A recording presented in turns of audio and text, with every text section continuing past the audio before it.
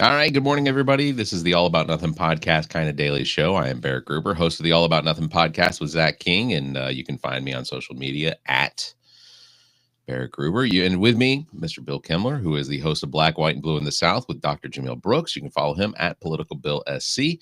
We're here recording every Tuesday and Thursday morning around this time to do this, to enjoy each other's company and talk about things that might be going on in the news. Hey, we were talking about remembering our births, and I was, vividly recalling coming out of the cave myself, and some people can remember every detail of it. Is your mother still around? Well, not with me right here, no. But is there the potential that she would ever hear you referred to her as the cave? The cave, yes. Oh, well, that is some imagery. All right, and with that, should we wrap up? Is that enough content for today? That was good. We did it. We did it exactly the way we wanted to, and everything was said. Actually,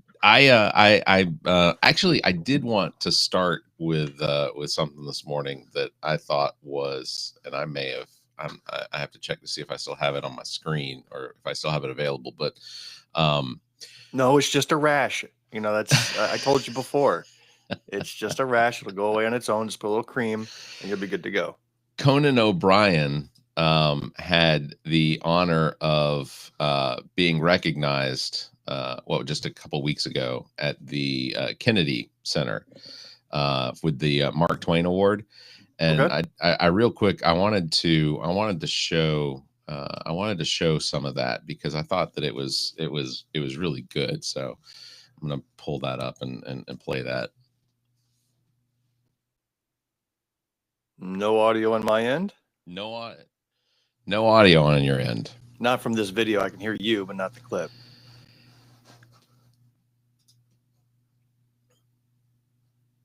Well, if you can't hear it, then it doesn't make it very good. It's Mime O'Brien. I can read his lips, and they're moving a lot. Well, he's talking about girth, talking about being blessed, endowed. I can see why you're sharing this. Hold on, I'm still. Oh, you cut it off. Yeah.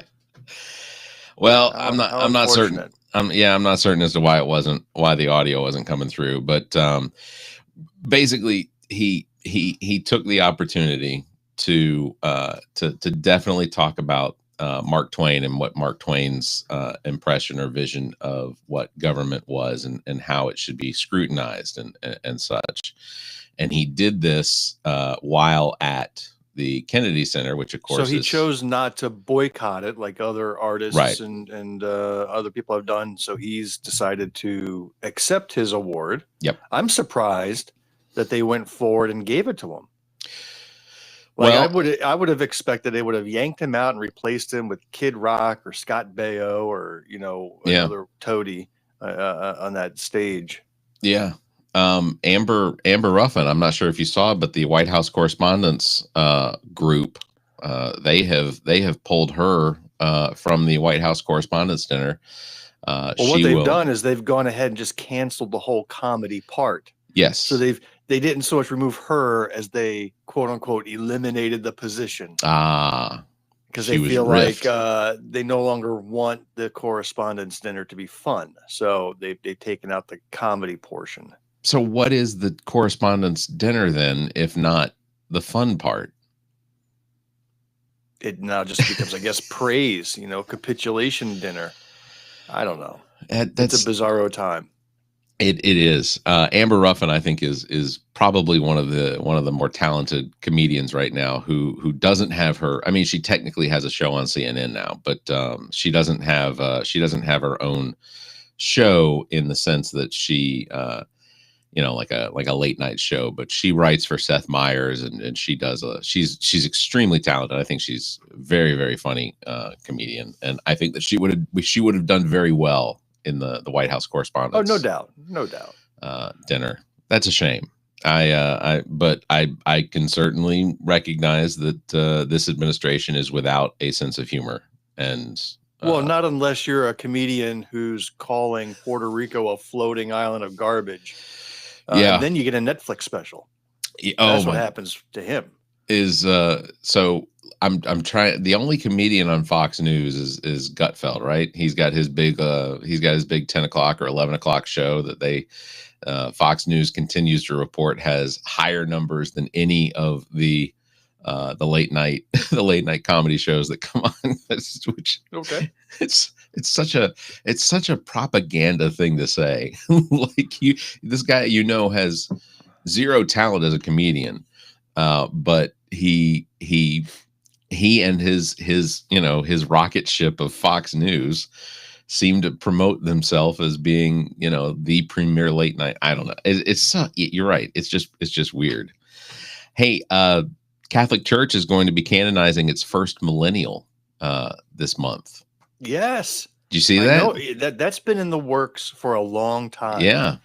And you understand, because I'm a former Catholic, grew up Catholic, Same. Catholic school, altar boy, all that stuff. And to be a saint, you have to have 3 attributable miracles to your name. Yeah. And, you take a look at what the miracles were. This is wild. One, yeah. Some guy prayed to him and then was able to unlock his iPhone as a result. I mean, this is like the miracle of having a millennial saint. It's just absolutely incredible. Another one was able to recover his Facebook account that had been hacked. That was the second miracle. If you've ever been hacked, you know how it's impossible to do. You cannot get back into a hacked Facebook account without divine intervention. And I don't remember what the third one was, but it's just an absolute. I'm impressed. This is the modern times. You need modern miracles. You need a modern millennial saint, and I love it. His name is Saint Dude. Yeah. Right. Saint Bro. So Carlos, Blessed Carlos Acutis, will be canonized on April 27th. Carlos passed away in 2006 at the age of 15. You know where canonized came from? They used to launch their saints out of cannons. Right. Just the remnants, not alive, of course. They're not barbarians. Just the bones. They would just take They would take the remains of the saint and then they said, "You have been canonized." It's true. I know it. I went to Catholic school. So he does have 2 miracles, which apparently meets the requirements for the church. He healed a Brazilian boy of a rare disease involving his pancreas, and then the second miracle was the healing of a woman in the United States who was suffering from late stage cancer. And after praying to Carlos, she made a complete recovery. That doctors. That's not what I heard, and to be honest with you, those are less impressive miracles than what I stated. Not even close. Not even close.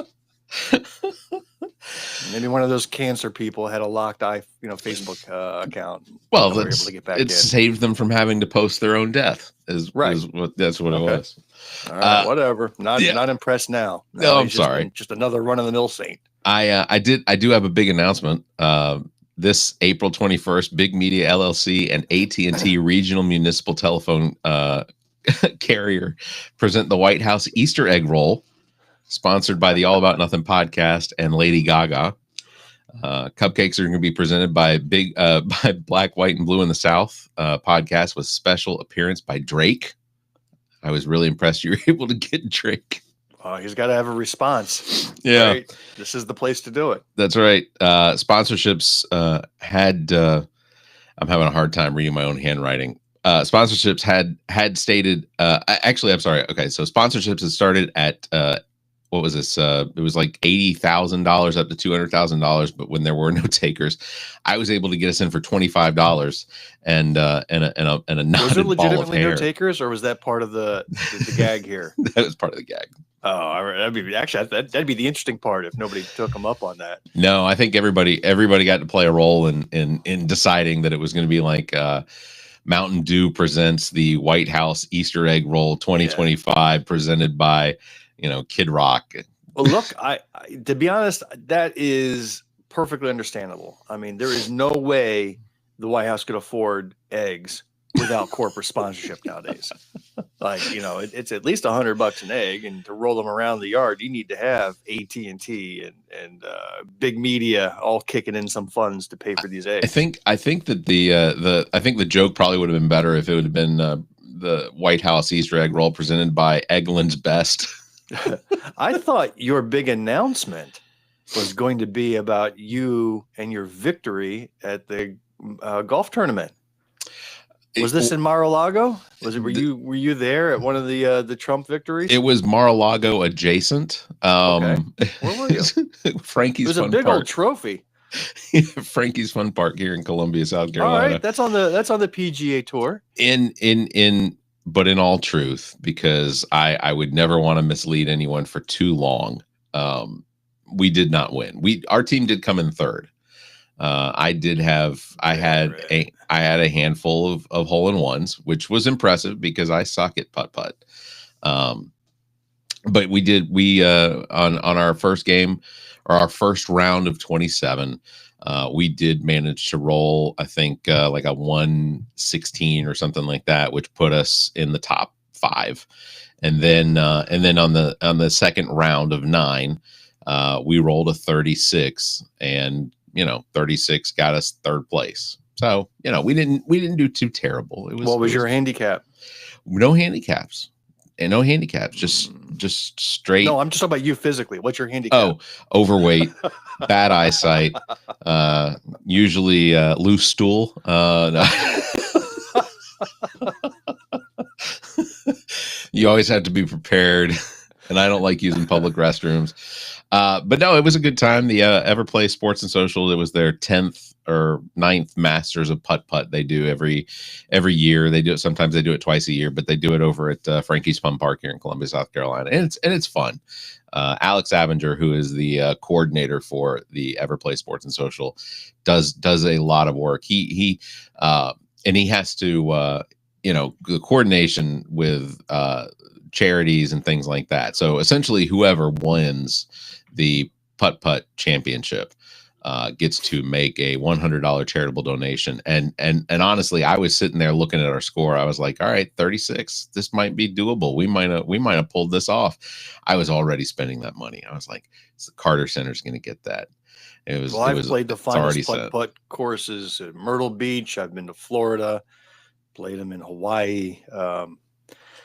Yeah, Frankie's is a good one. It's top tier. That's top tier. Yeah. So that was an event that we did participate in. And typically what I do is at some point when there's no one looking, I do grab all of the trophies that I can and take a quick selfie that then Everplay then posts on their social media as though I had some level of importance to the entire event, and that I had taken the victory. So it was it's always a little entertaining. So, but yeah, no, that was pretty much my weekend. Today is April 1st. I did want to ask you, in your adult past, have you ever used April 1st as an opportunity to play any sort of office gags or anything like that on anyone? No, the office gags that I pull do not occur on April 1st, and they're a lot more fun that way. Okay, they're a lot more fun. I was reminded. I reminded myself this morning of when I worked at Palmetto GBA at Blue Cross Blue Shield. We had the cubicles that we worked in. Our manager had a cubicle that was 4 times the size of just our cubicles, and our cubicle walls went up about 6 feet. The walls to his office with a locking door went up about 8 feet, so 2 feet higher. But you could still get access to his office over the top of the wall. On March, I don't know, I guess it was probably like a Friday afternoon. So this sat for the entire weekend, but we gained access after he left the office to his office, where we went in with industrial strength saran wrapped his entire office around his desk. There was nothing coming off of his desk. And I mean, like, this was inch, not an inch, but like a good 2 or 3 centimeter sticks, like multiple rolls around. And then to cover that, we blew up 700 balloons and put them over the top of the office wall, so that when he came in Monday morning, you could see into his office that there were balloons all the way up past this little window, this little thin window that was next to the door. And then we just called his desk phone. We had his manager call his desk phone over and over and over again as he's trying to get into his office, because he couldn't push the office open to get in. So he's standing at the door on April Fool's with a pair of scissors, just stabbing at balloons. So all up and down the hallway, all you hear is just constant popping of balloons. Finally gets into his office. What year was this? 2002, 2003. Okay, because I don't know that you'd get away with the sounds of popping balloons in a building without different people, time. Running out the door screaming for their lives. It was a different time. Wow. But when he finally got access to the office, he was able to push past the balloons, only to find that he couldn't actually get to his desk phone, because now his desk phone was saran wrapped to the desk, but he could see his manager's name on the phone there. So that was something you guys put a one lot more off. effort into the pranks at the office than you actually ever did into your actual work. I think that's always how it was. The prank, the effort of the actual planning and the execution of the prank were also always more involved. There was more time took place getting it all ready and set up than the actual prank. And the person that gets pranked is never really truly appreciative of how much effort we put into it ever. So, I remember the first big company I worked for. I started my first week on the job with them in 1997, was there for 20 years. It was a food distributor, like a Cisco Foods or US Foods. So this was another one in upstate New York. My first week on the job, this is back when people were allowed to smoke in the building while working. I mean, it was those days. But the first week on the job, somebody comes to me with like a hat and says they're taking a collection for Dave, whose birthday it was this week, and they wanted to bring some entertainment in, during the lunch break, and so everybody was kicking in. So I kicked in $10 and really not knowing what's going on, but wanting to be a party player. Yeah. Next thing I know, we're all gathered in the lunchroom, and they hired a stripper to come in and perform. Now this is during the workday in an office, men and women all gathered around, some smoking, some not, and there's now an exotic dance occurring right there in the lunchroom. I said, this is a pretty cool place to work. This is what professional life is like. This is amazing. That's interesting. No, I've never had that. I've only ever had like one time a buddy of mine. I don't even think this company had an HR department. Like, anything went. I had one time where a buddy of mine he was pranking me, and he wanted to go to lunch at a buffet, and I said, all right. I said, and at the time I ate at buffets. I don't eat at buffets anymore. But he wanted to go eat at this buffet, and we get in the car and we drive over, and as we pull into the parking lot, there's nothing about this building. There's nothing that indicates to me, hey, this is a gentleman's club, because it used to be a Harbor Inn, which was a seafood restaurant. And so we get out of the car and we start walking up to the door, and I said, what sort of buffet is this? And he goes, oh, you just got to go to the back wall. And it said they usually have some pretty good food, wings and mozzarella sticks and stuff like that. And I said, we stopped at the door, and I was like, these windows are black. Is this a strip club? And he goes, yeah, but the buffet is really good. And I said, there is no way I'm eating at a buffet at a strip club. But no, I still have not eaten at a buffet at a strip club. Isn't that depressing though, if you think about it? Yeah, a little bit. You are a dancer who's working the lunch buffet shift. That must mean you're not one of the top tier attractions. It's like, you've been assigned to work breakfast at Denny's, as the dancer. That's really sad. I would feel really bad. I don't know if you're going to find this shocking or not, but strip clubs are not my thing. I have in my life been to as an employee or as a visitor, patron, attendee? whatever. Visitor. Okay. Yeah, it's not something that I have any interest in. I have been to 2 strip clubs in my entire life. The first one was because when I worked at Kicks 101.5, we had a DJ who would not show up for his he would be late for his 10 a.m. shift, and twice he had to be picked up, and one of those times I had to go into the strip club over in Smyrna, Georgia, to pick up the to pick him up from the strip club at 10 o'clock in the morning.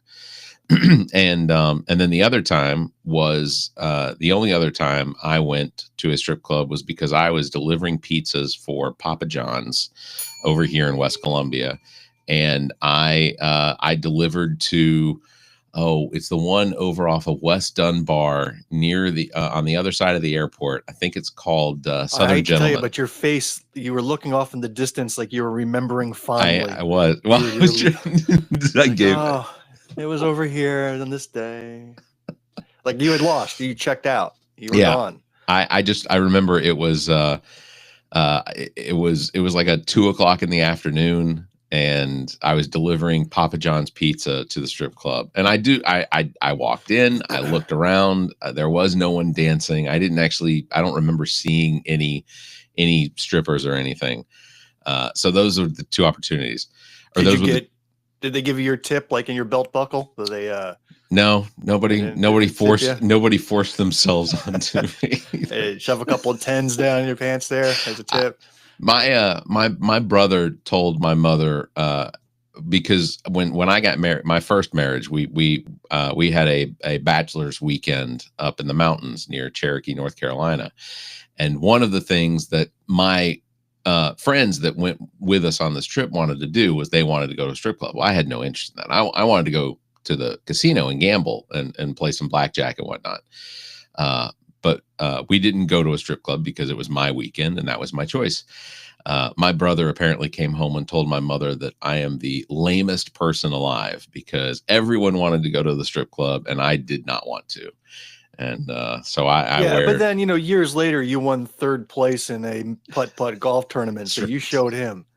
You showed him, right, that you were just maybe a late bloomer, but you let your wild side out at the age of 47. Look, I have to believe that there aren't a whole lot of people out there that can get a hole in one on like 4 holes. Now, let's try not to mix that phrase up with strip clubs in the same topic. I'm lost in the imagery is, I may have to go. Well, to wrap it up, I will. Oh, we're wrapping up already. I thought we were just warming up. No. No, I was gonna say, did you see the news that Donald Trump has fully endorsed Lindsey Graham for his reelection as senator? I don't know if that's the death knell that we need, but it might be because Lindsey Graham has while he has won his Senate seat. I don't want to say handedly, but you have seen his popularity in that Senate seat, degrade. And there is the potential, I'm hoping, that Donald Trump's endorsement will continue to bring that support down further and further because, Donald Trump is becoming less and less popular with a lot of people. His poll numbers are slipping. We're seeing his approval rating is in the negatives now, which who would have thought? Well, okay. Every major financial institution has raised their likelihood, their forecast for a recession in this country. And they are pinpointing his handling of the economy and trade tariffs as a direct cause of the recession. The GDP for this first quarter, which is a Trump quarter, let's make no bones about it, is set to be the lowest in many, many years. Yeah. We've had nothing but growth over the course of 4 straight years under Biden, and now it's come crashing down. And there's no way he's going to try, but there's no way you can pin it on the previous administration. The moment you take office and everything tanks, that's on you, buddy. Yeah. And it's a direct cause. And you know what? He doesn't care. He's got. I don't know what the end game is for him personally. Like right now, he's making money hand over fist in crypto. Like they're just running this White House as a crypto scam. Fine, whatever. But the shutting of departments, the firing of everybody indiscriminately, the sending people off to Ecuadorian prisons or El Salvadorian prisons without any due process. Now, did you see that they've admitted they've been sending wrong people to El Salvador? Yeah, they've actually come out and said, yeah, we had an administrative error. We sent a guy there, a father of how many ever, and he didn't belong there. And then he told the judge, you still have no jurisdiction to make us bring him back. Yeah. Like they have been inching their way. People have been reporting that they've been deporting people who are here legally in every sense and sending them off to these concentration camps. So far, they've remained quiet. But now they're starting to inch the way. This is the frog in the pot, right? With the temperature being slowly cooked up. Now they've actually admitted it. And now they're just continuing to inch their way towards, we're going to deport the F whoever we want. You could have been born in this country. You're out of here. They're already talking those lines. So this isn't indeed a very frightening time we're in, that they're now making it acceptable to kidnap people off the street and disappear them. They're Donald Trump and his crony supporters, Stephen Miller's, I guess he's an advisor, but Steve Bannon, they're already making the case as to why Donald Trump needs to be able to run for his third potential administration, his third election, and which is clearly outlined in the Constitution that can't be done. You can only run for president twice now because of the 22nd Amendment. And they're trying to make the case as to why he should be allowed to. And Donald Trump's, of course, his argument in favor of it is that he lost, or he didn't lose the 2020 election was stolen from him, which would have been his second. And so this would be his third. And then he's on Air Force One. He's talking about how this is supposed to be his fourth. So hypothetically, if he became Speaker of the House 4 years from now, and the president and vice president stepped down or were otherwise removed, would he not then become president? Yeah. So that is a path to his potential term, a third term. The problem with that is that the way the Constitution is written is that you can't be elected to more than 2 terms. Right. Whether a split in between them or consecutive or whatever. But if they were to if they were somehow to open up the path to a potential third election victory, Obama could run again. Clinton's not that much older than Donald Trump. We could have another Clinton run at it. But it's just absurd. I need to do a fact check. Is Clinton older than Trump or younger than Trump? I don't know. Hey Siri, how old? I know is he's old. Bill Clinton. We'll see what she comes back with. Bill Clinton is 78 years old. 78 years old. Same Bill age. Clinton is 78 years old. Same age. Okay. Wow. He just doesn't have the 275 pounds of girth on him. Yeah, but he looks old and frail. I mean, I've seen look him. He doesn't look well, but I did not think he was older than Trump. Yeah, I thought he was a couple of years younger. I didn't realize he was the same age. Okay, how about that? That's crazy. Yeah, but I don't think that this is. I think this is all just theater. I don't think this is actually. I don't think Donald Trump has. I don't think that they really have this intention of running. I think this is just a distraction, and I think that also what it is he doesn't want, and people around him don't want anyone to think that Donald Trump is currently in a lame duck presidency. And I think that by introducing this idea that he could potentially run for a third term or be elected to a third term, I think it's mostly just to keep everyone off of the box of saying, well, Donald Trump's a lame duck president. That's all he is. Right. Maybe. I don't know. Right. So, well, anything else, Bill, before we do it again on Thursday? I'm very pleased with the output of our last episodes of Black, White, and Blue in the South. They've been fantastic.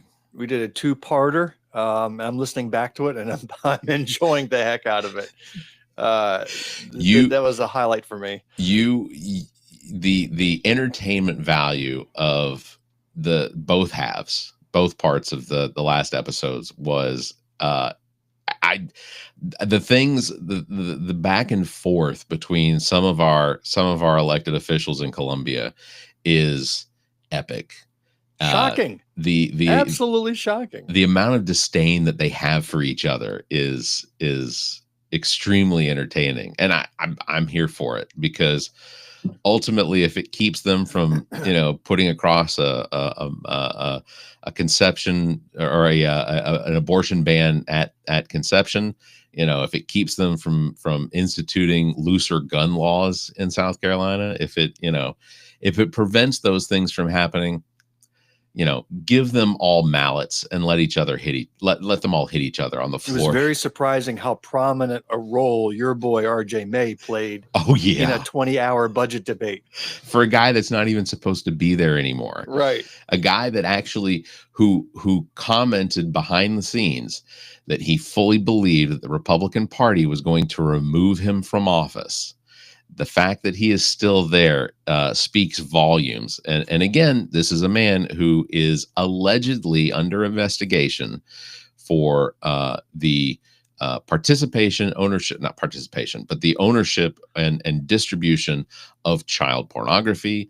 He is likely to be charged with child endangerment, and he is still a proud representative of the Republican Party in South Carolina. Not only that, but used to be a member of their Freedom Caucus. So speaking of under investigation, I will leave you with this. Jamil and I are actually heading to Columbia on Sunday afternoon to interview a prominent state representative. Oh.